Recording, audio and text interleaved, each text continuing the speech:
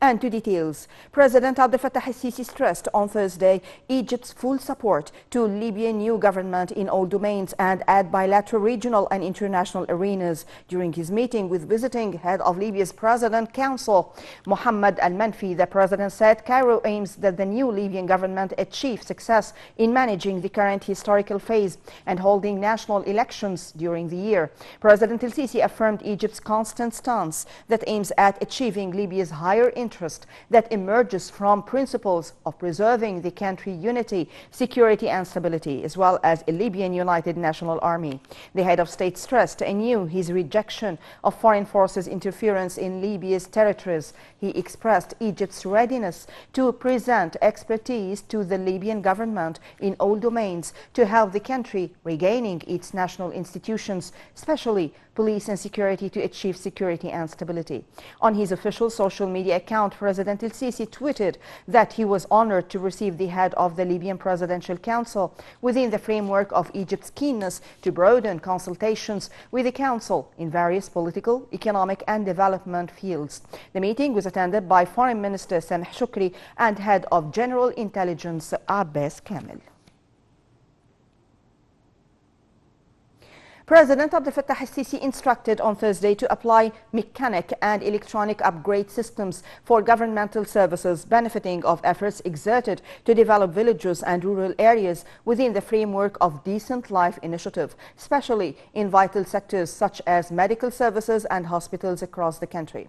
During his meeting with Prime Minister Mustafa Madbouli and Minister of Planning and Economic Development Hala Said, the President also directed to expand efforts to make canals efficient. The head of state stressed the environmental and economic outcomes of the project and its contribution in increasing agricultural production. The meeting also tackled general perspectives of the Sustainable Development Plan for 2021-2022. Nile TV's Omnia Al-Hamzawi has conducted an exclusive interview with Burundian President Evariste Ndayishimiye on the sidelines of his visit to Egypt. In the interview, the Burundian leader hailed historic and deep ties that bind Egypt and Burundi and affirmed that the two nations are bound with the Nile River, the source of life. He stressed that his country is in a bad need for real partners and friends to push forward the wheel of economic and social development. Ndayishimiye asserted that activating bilateral agreements with Egypt would enhance relations between the two nations in various domains. The Burundian president reiterated that his country is working on developing human capital and improving the administration. He praised efforts exerted by President ElSissi for the sake of realizing Burundi's stability, confirming that Egypt is the cornerstone of peace in the African continent. Head of the Suez Canal Authority, Vice Admiral Osama Rabia, announced on Thursday that the authority was temporarily suspending navigation until efforts to refloat a giant container ship veered off course are concluded. The Suez Canal Authority said the incident was mainly due to the lack of visibility caused by the weather conditions when winds reached 40 knots, which affected the control of the ship. It said it was doing all it could to refloat the MV Ever Given, a 400-meter long and 200,000-ton vessel, which veered off course and ran aground in the sandstorm on Tuesday. Tugboats, dredgers and heavy earth-moving equipment have been deployed, but so far the ship has not budged.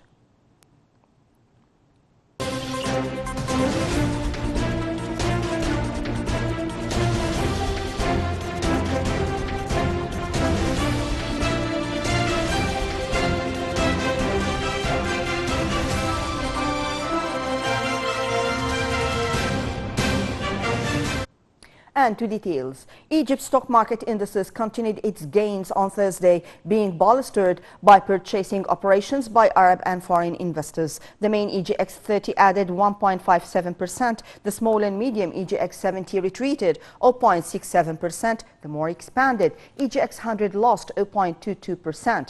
The overall transactions and dealings within the session reached £1.1 billion.